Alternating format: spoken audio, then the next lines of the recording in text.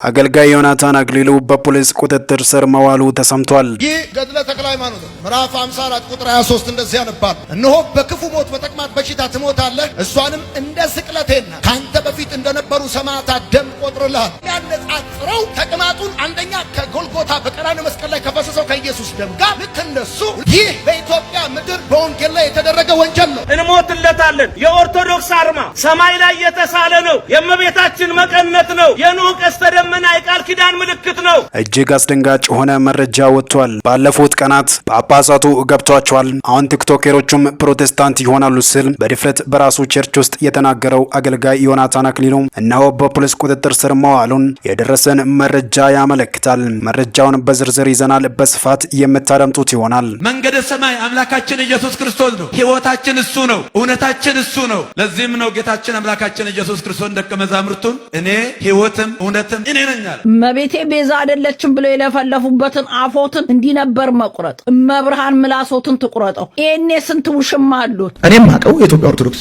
ቤተክርስቲያን ተቋም እንደሆነ ለብዙ ሺህ ዓመት የኖረች ተቋም ነች። ማህበር አይደለችም። ከሁኔታው ጋር ከጊዜው ጋር ከተፈጠረው ጉዳይ ጋር ሰዎች አያይዘው ዮናታን ይሄን ለማለት ፈልጎ ነው ብለው አሉ እንጂ እኔ ኦርቶዶክስን ስም አልጠራውም። ገድልና ታሪክ ይተረካል እንጂ እንደ ወንጌል አይሰበክም። ጌታ ኢየሱስ እኔ መንገድና እውነት ሕይወትም ነኝ ብሏል። ልብ በሉ፣ እኔ ሕይወት ነኝ ማለት ሌላ ሕይወት የለም ማለት ነው። ከሰማይ በላይም ሆነ ከምድር በታች ሌላ የምንድንበት የለም። ሕይወት ጌታችን አምላካችን መድኃኒታችን ኢየሱስ ክርስቶስ ነው። ሐዋርያው ቅዱስ ጴጥሮስ መዳን በሌላ በማንም የለም እንድንበት ዘንድ የሚገባን ለሰዎች የተሰጠ ስም ከሰማይ በታች ሌላ የለምና ይላል። ሐዋርያው ቅዱስ ጳውሎስ በአንደኛ ቆሮንቶስ ምዕራፍ 21 ላይ አይሁድ ታምራትን ይሻሉ፣ አዳዲስ ነገሮችን ይፈልጋሉ፣ ግሪካውያን ደግሞ ፍልስፍናን፣ ጥበብን፣ ግኝትን ይሻሉ፣ እኛ ግን የተሰቀለውን ኢየሱስ ክርስቶስን እንሰብካለን ይላል። ገድለ ቅዱሳን ግን ይነገራል ይተረካል እንጂ አይሰበክም። ድርሳን ይነገራል ይተረካል እንጂ አይሰበክም። ታሪክም ይተረካል እንጂ አይሰበክም። ከዚህ የዘለለ ሌላ ትርጉም አይሰጠውም። ነገር ግን ለዘላለሙ የሚሰበከው ጌታችን አምላካችንና መድኃኒታችን ኢየሱስ ክርስቶስ ነው። የእኛ ስብከት የተሰቀለው የቤተ ክርስቲያን ሕይወት የሆነው በደሙ በቁስሉ በሞቱ ሕይወት የሰጣት ያቆማት ጌታችን አምላካችንና መድኃኒታችን ኢየሱስ ክርስቶስ ነው። አዎ እርሱ የሁላችንም ሕይወት ነው፣ የዓለም ሕይወት ነው። እርሱ ወዶ ማይጠላ ታምኖ የማይከዳ በልቡ እብለት በአንደበቱ ሐሰት የሌለበት ፍቅሩ የማይጎድል ክንዱ የማይዝል የጻድቃን የሰማዕታት ብቻ ሳይሆን የኃጢአተኞችና የበደለኞች ወዳጅ የሆነው አምላካችን መድኃኒታችን ኢየሱስ ክርስቶስ እርሱ እውነት ነው፣ እርሱ መንገድ ነው፣ እርሱ ሕይወት ነው ሲሉ ይናገራሉ የምዕራብ ሸዋ ሀገረ ስብከት ሊቀ ጳጳስ ብፁዕ አቡነ ገብርኤል። ኦርቶዶክሳውያንን በእጅጉ ያስደነገጠው እነሆ ይህ ስብከት አሁንም ቢሆን መነጋገሪያ ሆኖ ቀጥሏል። የወንጌል አማኞች የሆነው ኦርቶዶክስን ለማብሸቅ አይደለም። ከዚህ ቀደም የእንዳልካቸው ዘነበን ማህበራዊ እውቅና ለቤተ እምነቱ ገበያ መሳቢያነት የሚጠቀምበት አብሮት ፎቶ የምነሳ እንጂ በቅጡ እየመከረ የሚያሳድገው ሁነኛ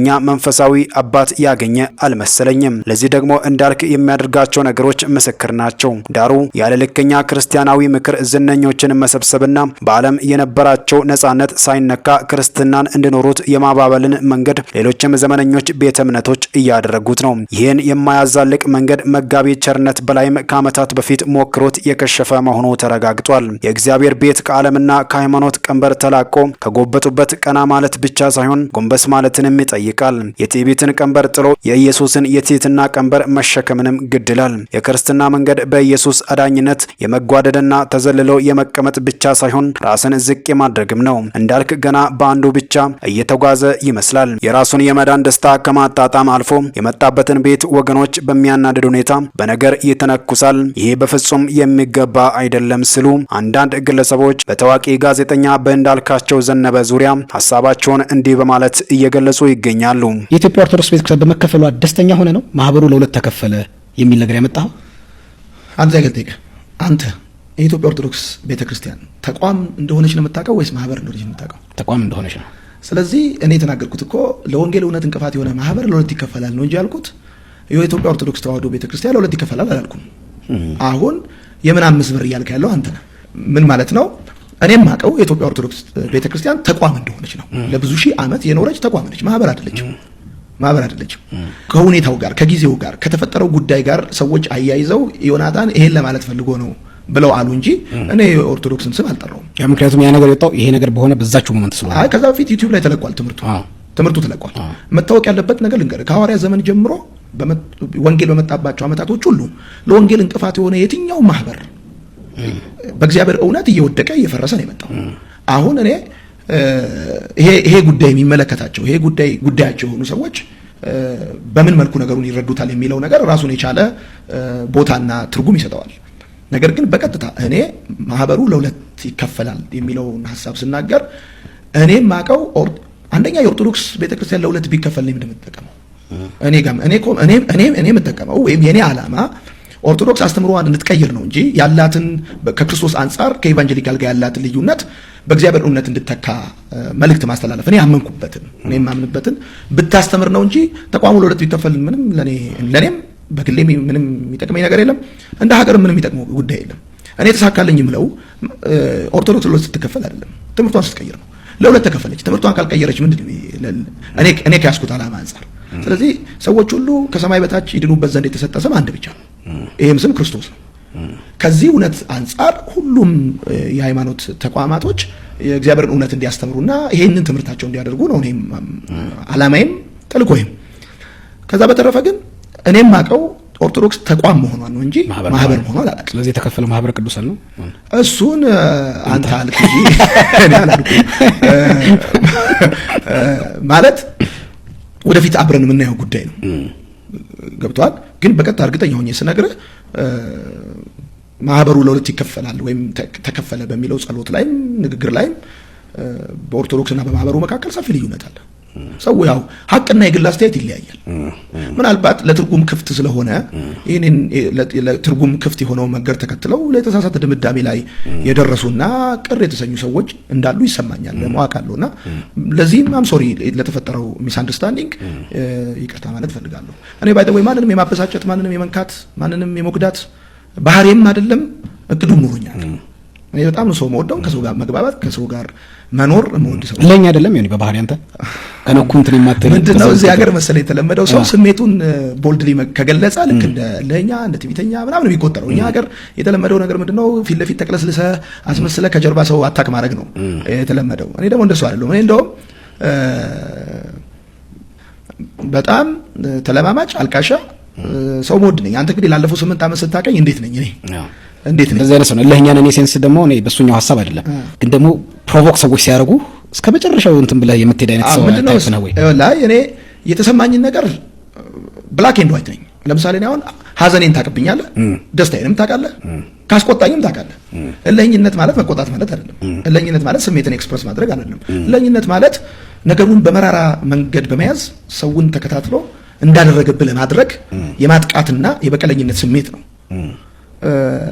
በቃ ይሄ ነው ለኔ የሚገባኝ። እኔ እንደሱ አይደለም ሐሳቤ እንዳልኩ ነው። በቃ እኔ ናቹራል አሁን ለምሳሌ አርቲፊሻል አበባ እንኳን አልወድም። እኔ ናቹራል ነገር ደስ የሚለኝ ገብቷል። ሳዝን አለቅሳለሁ፣ ስደሰት ስቃለሁ፣ የሚያስቆጣ ነገር ካለ እቆጣለሁ። ከኔ ጋር ለመኖር ቬሪ ኢዚ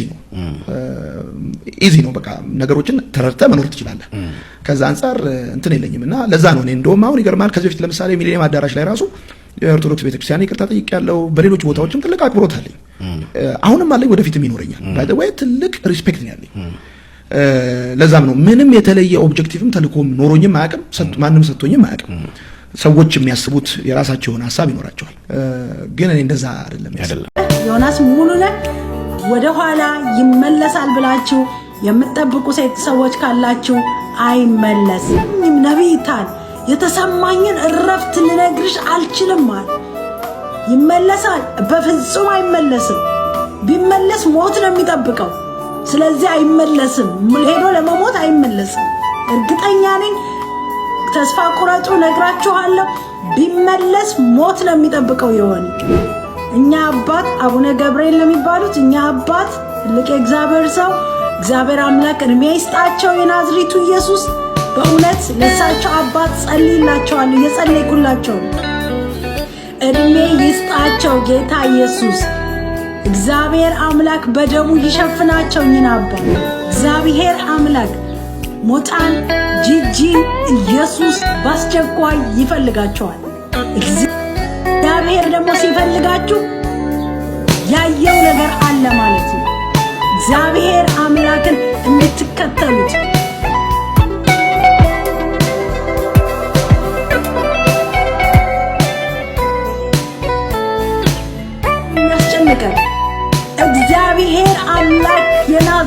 ኢየሱስ እሱ እኮ በነገራችን ላይ ነገር ልንገራችሁ ትናንትና የተሰጠው ጊፍት ቢሆን ትናንትና የተደረገው ነገር ቢሆን ባርኩት ምናምን ለተባለው ነገር እሱ እዛኛው እንደው ከዚህኛው ከኛ ጋር መጥቶ ከሚያገኘው እዛኛው ሆኖ የሚያገኘው ገንዘብ ይበልጣል። በነገራችን ላይ ይሄንን እንዳትሳሳቱ፣ እውነት ነው የምነግራችሁ። ይሄንን እንዳትረሱ። እኔም እናንተም እንተዋወቃለን ክርስቲያኖች ስለሆነ እዛኛው ጋር እንደው ሆኖ ይሄንን አንበሳ ነው ምናምን የምትሉትን ነገር ጊፍት በጊፍት ሁሌ ሲያደርጉት እናያለን፣ እናውቃለን። እሱም አሁን ዛሬም ብርቁ እንዳልሆነ አውቃለሁ። ዛሬ የሱም የልቡ ሐሳብ ጌታ ኢየሱስ ክርስቶስ እንደሆነ ይገባኛል። ኢየሱስ ስሙ ይባረክ። ስለዚህ እቺ ለምትለቃቀሟ ዛሬ በልተን ነገር ደግሞ ለምንራበው ዛሬ ጠግበን ከሰዓት ደግሞ ምግብ ለምንፈልጋት ለሷ አይደለም ዋነኛው ምክንያት ዋነኛው ጉዳይ ወገኖቼ የጊፍቱ ጉዳይ አይደለም ያስደንቀን። እኛን ሊያስገርመንና ሊያስደንቀን የሚገባው የሚያስፈልገን አሁን ዛሬ የሚያስፈልገን ነገር እውነትን ክርስቶስን ሕይወት መንገድ አድርጎ የተቀበለውን ሰው ለሱ በቤቱ በእግዚአብሔር ቤት የሚጸናበትን መንገድ ይሄንን ጌታ ኢየሱስ ክርስቶስን ይዞ የሚሰነብትበትን መንገድ ጸሎት ለሱ ያስፈልገዋል። እኔ ኤክሳይትድ ሆኜ ነበር። በእውነት ነው የምነግራችሁ። በጣም ነው ኤክሳይትድ የሆንኩት።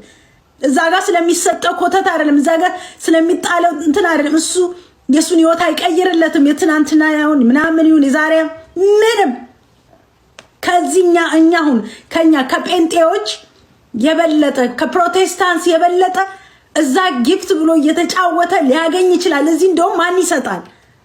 እኛ ጋር ማን ይሰጣል? እሱ አይደለም ታርጌቱ፣ እሱም አይደል ብርቁ። ዋናው ነገር ኢየሱስ ክርስቶስን ላይ ይሄ ወንድማችን እንዲጸና በእግዚአብሔር ቤት እንዲጸና ጠላት እንዲጸና ጠላት በምንም ተአምር የሆነ ከእግዚአብሔር ቤት ውስጥ እንዳያስወጣው መንፈስ ቅዱስን እንድንጸልይለት ለዚህ ወንድማችን ጌታ ሆይ በቤት አጽዳው፣ በቤት አጽናው፣ እግዚአብሔር በቤት ውስጥ አቁመው ትከለው። ያንተ የወንጌል ሰባኪ ማርያም አይደለችም ብለን ስንል በምክንያት ነው። እሱ ብቻ አይደለም። ማርያም ነች የሚሉ ሰዎች ደግሞ የራእይ መጽሐፍ ምዕራፍ 12ን የመጨረሻ ክፍል በደንብ ያነበቡት አይመስለኝም። ምክንያቱም ዘንዶ ወደ ምድር ከተጣለ በኋላ ልጁን ማሸነፍ እንዳልቻለ ሲመለከት በሴቲቱና በተቀሩት ልጆቿ ላይ ባለ በሌለ ኃይሉ ጦርነት ይከፍታል። ስለዚህ እቺን ሴት ማርያም ነች ብለህ ከተቀበልክ ማርያም ከኢየሱስ ውጪ ልጅ እንዳላት ለማመን ተገደ ነው። 12ኛው ምዕራፍ መጨረሻው ላይ የተቀሩትን ልጆቿን የሰማኝ ሰው ቃል የተቀሩትን ልጆቿን ብሎ ይናገራል። ስለዚህ በሌላ አማርኛ ምን እያልከን ነው? ማርያም ሌላ ልጅ አላት ማለት ነው። እንግዲህ ወንድማችን ዮናታን አሁንም እንግዲህ ከ5 ዓመት በኋላ እንዳይሳሳት ማለት ይቅርታ እንዳይጠይቅ እንጂ ዛሬም በድንግል ማርያም ላይ የተሳሳተ አስተምሯል። እንግዲህ እንደምናስታውሰው በአንድ ወቅትም እንዲህ በነገረ ክርስቶስ ላይ ያስተማረው የስህተት ትምህርት ከ5 ዓመት በኋላ ይቅርታ መጠየቁ አይዘነጋምና ምናልባት አሁንም ከ5 ዓመት በኋላ ይቅርታ ልትጠይቅ ትችላለህ የሚል ምልከታ ለማስቀመጥ እንወዳለን። እሱም ያነሳበት ባሁኑ ምንድነው ያው የድንግል ማርያምን መቃወም ዛሬ የተጀመረ አይደለም፣ በእነሱም የተጀመረ አይደለም። ግን መጽሐፍ ቅዱስ ላይ ማርያም አይደለችም ብሎ ለመናገር ሆቶን የተናገረው ደጋግሞ ነበር ሲናገር ነበር። ዩቲዩብ ላይ ሰርተናል ቪዲዮ እንዳልናችሁ ተከታተሉ ገብታችሁ። ማርያም አይደለችም፣ ማርያም ያልሆነችበት ምክንያት ማርያም አይደለችም፣ ማርያም ብትሆንም እያለ ብዙ ማርያምን ደጋግሞ ጠርቷልና ከወንጌሉ ይልቅ ያለበት ጥላቻ ነው ጎልቶ የታየው። ግን እውነት አንተ ያልከው ነውን? እስቲ መጽሐፍ ቅዱስ ምን ይላል የሚለው ነገር እናመሳከር። በቅዱስ ዮሐንስ ራእይ ላይ ምዕራፍ 12 ላይ ያለውን ታሪክ ነው ወንድማችን ያነሳው ባጭሩ። እንግዲህ ዮሐንስ ራእይ ምዕራፍ 12 ራእይን የጻፈው በነገራችን ላይ የሐዲስ ኪዳን መጻሕፍቶቹ ሲከፋፈሉ 35ቱ ማለት ነው ሲከፋፈሉ ከሐዲስ ኪዳን አንድ ብቻ የትንቢት መጽሐፍ አለ። እሱም የትንቢት መጽሐፍ የዮሐንስ ራእይ ይባላል። የዮሐንስ ራእይ የትንቢት መጽሐፍ ነው የተቀመጠው ማለት ነውና ይህን የጻፈው ደግሞ ነባቤ መለኮት ታኦሎጎስ ወልደ ነጎድጓድ ቀጹረ ገጽ አቡ ቀለምሲስ እየተባለ ድንግል እየተባለ የሚጠራው በፍጥሞ ደሴት ላይ ሆኖ በ096 ዓመተ ምህረት ክርስቶስ ከተነሳ ከ50 ምናምን ዓመታት በኋላ የተጻፈ መጽሐፍ ነው ራእይ ዮሐንስና በዚህ ላይ በ12ኛ ምዕራፍ ላይ የተቀመጠውን ታሪክ ነው ያነሳው ወንድማችን ዮናታን አክሊሉ። እስቲ መጽሐፍ ቅዱስን ሙሉና አንብብና አንተ እንዳልከው እውነት ማርያም አይደለችም የሚለው ነገር እና ታዲያ ሙሉን ሐሳቡ ላይ ምንድነው ብሎ የሚያነሳው እንግዲህ በሰማይ ታላቅ ምልክት ታይ ፀሐይ ተጎናጸፈች፣ ጨረቃም ከእግሯ በታች ተጫማች፣ በራሷ ላይም 12 ከዋክብት ያሉባት እሷ ማርያም አይደለችም አለና ለምን ብሎ ደግሞ ካቀረባቸው ምስክሮች አንዱ መጨረሻ ላይ ያሉን ሐሳብ ያነሳል። የኢየሱስ ክርስቶስ ምስክር ያላቸውን የቀሩት ልጆቿን ሊዋጋቸው ሄደ። ስለዚህ የማርያም ናት ካልን ማርያም ሌሎች ልጆች አሏት የሚል ነው በማለት አመሳክሯል። የመጀመሪያው ቀላል ጥያቄ እንጠይቀው። እሺ ማርያም አይደለችም ብለን ባንተ ሐሳብና ባንተ አረዳድ እንቀበል። ያቺ ሴት ማን ናት? ራዕየ ዮሐንስ ላይ የተቀመጠችው ፀሐይን የተጎናጸፈች ጨረቃ ከእግሯ በታች የተገዙላት ያቺ ሴት ማን ናት? የመጀመሪያው። ሁለተኛው ለዚህ መልስ አልሰጠም። መልስ እንኳን ቢሰጥ እዚህ ጋር ያለውን ቃል ምን ብለህ ትመልሰዋለህ? ማለትም ያ የተወለደ ወንድ ልጅ ድንግል ማርያም ናት አይደለም እንኳን ብለን ብንቀበል እንዲህ ይላል፣ አሕዛብን ሁሉ በብረት ዘንግ የሚገዛቸው ወንድ ልጅን ወለደች ይላል። አሕዛብን ሁሉ በብረት ዘንግ የሚገዛ ከኢየሱስ ክርስቶስ ውጪ ማን ነው? ኢየሱስ ክርስቶስ ነው ደግሞ ካልን ድንግል ማርያም እናቱ ናት ልንል ግዴታ ነው። አንደኛ። ሁለተኛ በቅዱስ ማቴዎስ ወንጌል በምዕራፍ 2 ላይ ከቁጥር 17 ጀምሮ ያለውን ታሪክ እንደምናቀው ምን የሚል ቃል አለ? በቅዱስ ማቴዎስ ወንጌል በምዕራፍ 2 ላይ ከቁጥር 17 ጀምሮ ያለውን አንዱን ቃል ብቻ ልንገርና እንቀጥላለን። ተነስተህ እናቱና ብላቴናይቱን ይዘህ ወደ ግብጽ ሽሽ ይላል። ግብጽ በረሃ ነው። ልጄን ከግብጽ ጠራሁት ተብሎም በትንቢተ ሆሴዕ የተቀመጠው ታሪክ አለ። ወደ በረሃ የሸሸችቱ ልጇን ይዛ የታቀፈችቱ ከድንግል ማርያም ውጪ ማን አለ? ራዕየ ዮሐንስ ላይ ዘመናትን የዘመን እኩሌታ ይላል። ወይንም 42 ወር ወይንም በቀን 1260 ቀን ድንግል ማርያም ተሰዳለች ልጇ ወዳጇን ይዛ። ከድንግል ማርያም ሌላ ልጇን ይዛ የተሰደደች የትኛዋ ናት? ዮሐንስስ አስቀድሞ የጻፈው ለነሱ ካልሆነ ለማንስ ሊሆን ይችላል? ልጆቿ ላልከው ደግሞ የቅዱስ ዮሐንስ ወንጌል ላይ ምልክ መጨረሻው ምዕራፍ 19 አካባቢ ላይ እንደምንከታተለው ከእግረ መስቀሉ መጨረሻ ላይ የታመነው ዮሐንስ ሐዋርያው ነው፣ ወንጌላዊው ነው። እነኋት እናት በመባል በድንግል ማርያምን ተቀብሏል። ዮሐንስ እናት አለችው። እናት እያለችው ድንግል ማርያምን ክርስቶስ እናት አድርጎ ሰጥቷል። በዮሐንስ በኩል ለትውልዱ ሁሉ ተሰጥቷል ነው። ስለዚህ ድንግል ማርያም የሁላችን እናት ናት። እኛስ የእሷ ልጆች ነን። ታዲያ ዘንዶ ያሳድዳት ቀሪ ልጆቿ የተባለው እኛ ክርስቲያኖችን ነው። እስከ ክርስቶስ መምጣትም ያሳድናል። ስለዚህ ከሳሽ የተባለ ዲያብሎስ ልጆቿን ያሳዳል ማለት ድንግል ማርያም ሌላ ልጅ ወልዳለች ሳይሆን በዮሐንስ በኩል እናትነቷ ለዮሐንስ ኋላ ደግሞ የድንግል ማርያም ደግሞ እናትነት ለኛ በዮሐንስ በኩል ለሁላችን ሆኖ እኛ ክርስቲያኖች የድንግል ማርያም ልጆች ተብለን እንጠራለን። ዘንዶ እኛን ያሳዳል ማለት ልጆቿን ያሳዳል ብሎ ዮሐንስ ያስቀመጠው ቃል ይሄ ነው። ከ5 ዓመት በኋላ ይቅርታ እንደምጠይቅ እርግጠኛ ነኝ። ምናልባትም ከ5 ዓመት በፊትም ሊሆን ይችላል እና ቢያንስ አመሳክረህ መጽሐፍ ቅዱሶችን አይተህ ሁለተኛ ነው አይደለም ከሚል ብትነሳ እንደው ከጥላቻ ባትነሳ ብዬ አስባለሁ።